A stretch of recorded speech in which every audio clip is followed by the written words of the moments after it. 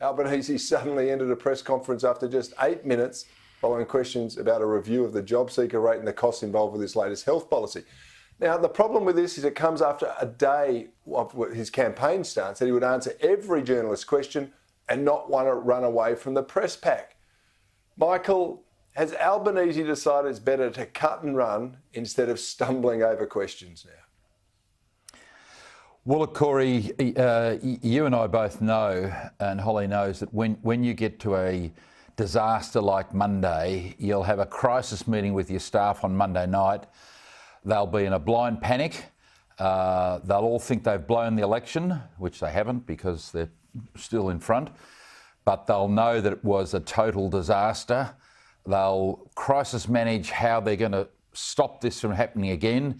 And one of the things they'll have agreed on is they'll have said, listen, Anthony, you can't have 20 or 25 minute, long-winded press conferences. You've got to keep them short and sharp. You don't have enough knowledge to get through a 25-minute press conference, and that's why he's cut that short today. But of course, that has its own problems because, as you pointed out, on Monday he said, I'm not Scott Morrison, I'm here to answer every question. Well, by Wednesday, he was Scott Morrison, mate.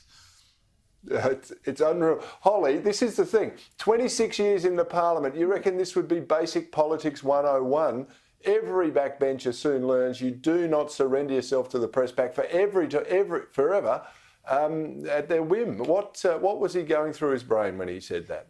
Oh, who knows? I mean, it seems like all he's been doing is studying up song lyrics rather than economic statistics. That's become perfectly clear.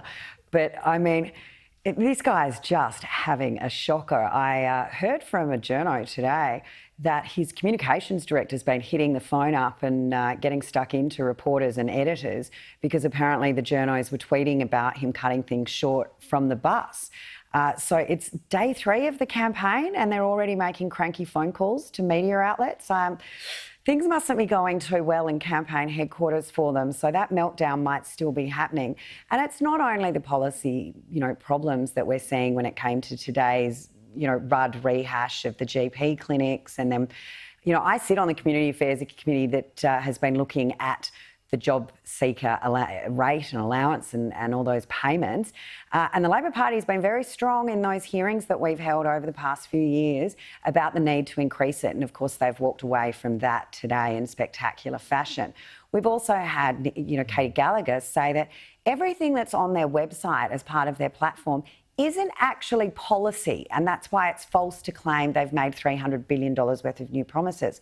So we actually don't even know what's policy and what they've just put on a website. So it is not going well. The Labor Party needs to come clean and say what their policies are, and Albo does need to front up properly and answer those questions. His press conference today, he said he'd made a mistake 15 times. No wonder they shut him up. Yeah, well, he's going to make a lot more mistakes the way he's going, I suspect. Can I go to you, Michael? Your hometown of Victoria. The Victorian government has decided to allow the people to decide what the state's emissions target should be for 2035. They've already committed to a net zero by 2050, but they've got an independent panel in charge to consider public feedback. Have I got this wrong, or were politicians elected to make these decisions, Michael, even though we don't like them? What's going on in the People's Republic? No, it reminds me of, was it Gillard who had the People's Forum? She was going to get was it Gillard or Rudd? No, it was Rudd. 100 random people together. Rudd. Was that Rudd? It was Rudd. 100 random people together in a room to advise him on climate change policy, on what should happen, I think. I remember my mum saying to me that she said, I hope I don't get drawn out of a hat. I've got no idea what to contribute. But anyway, no, this is part of Daniel Andrews' changing tack because he's been seen to be so brutal in Victoria during the lockdown, trying to arrest people for their, who are holding religious ceremonies, etc. He's been so brutal. He's trying to humanise himself a bit more by, including the community. This is part of the revamping of Daniel Andrews, nice Daniel Andrews now as we go towards the election in November. That's what this is all about. I'm a community person. I'm involving the community. I'm talking to people, but it's all show and it's all politics and no substance for a man who's becoming increasingly unpopular in Victoria, mate. And for good reason too, I would imagine.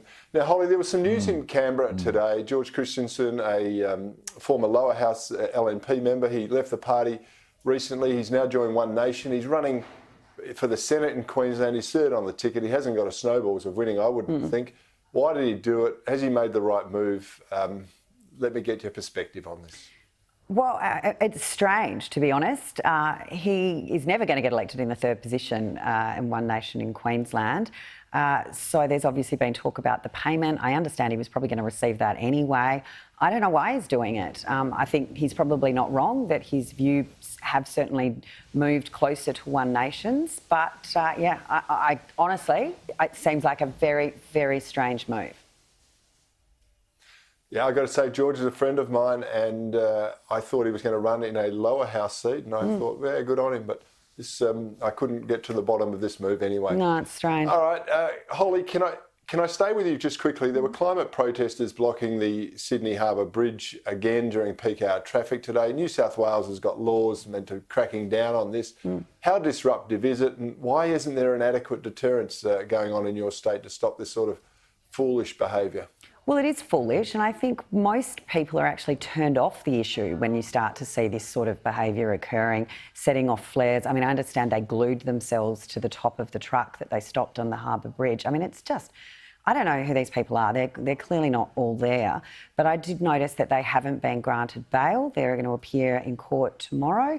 There were some people that were arrested a little while ago for the similar kind of stunt, and they're actually facing jail time. So perhaps as it starts to filter through this movement that you will actually face jail time for this sort of behaviour. Thankfully, it's school holidays, and as we all know, traffic's a little bit better in school holidays. But had they pulled this stunt normally, it would have brought Sydney to a standstill. It's absolutely appalling behaviour. I don't think it does anything for their cause. But as I said, they, throw them in jail, leave them there. Yeah, I think that's probably the answer, after leaving them glued to the road maybe for 24 hours. Now, here's one for both of you. Correct. I've got a couple of minutes left here, right? The Liberal candidate in Mayo has issued an apology after making what I say is a baffling election blunder. Alison Bluck, who's running for the upcoming election, sent a letter to thousands of households claiming credit for the work of an environmentalist named Alison Buck. Now, in the letter, she wrote, "As the manager of the Kangaroo Island Nature Trail, I'm passionate about the environment. The only problem is she isn't the manager. She's had nothing to do with the nature trail."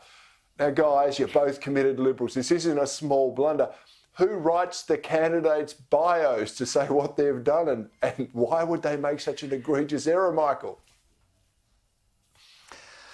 Well, look, I noticed they say it's just a draft, so what more light can we throw on it?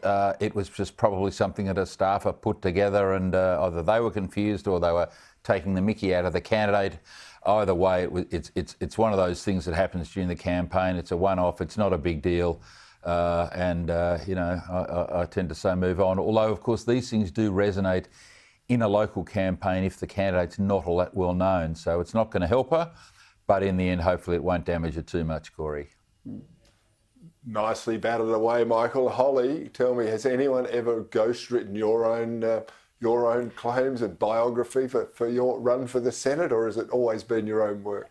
Pretty much my own work. I will tell you, Wikipedia, though, keeps going back that I'm still married and live in Moree. So regardless of how many times my staff have tried to update that, for some reason it keeps reverting back to my life about 5 or 6 years ago.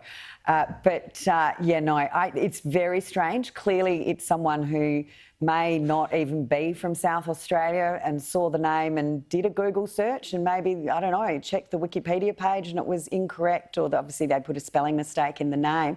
If the people of Mayo, though, didn't know who the Liberal candidate was before, they certainly will know her name now, even if she's not with the Nature Reserve in Kangaroo Island.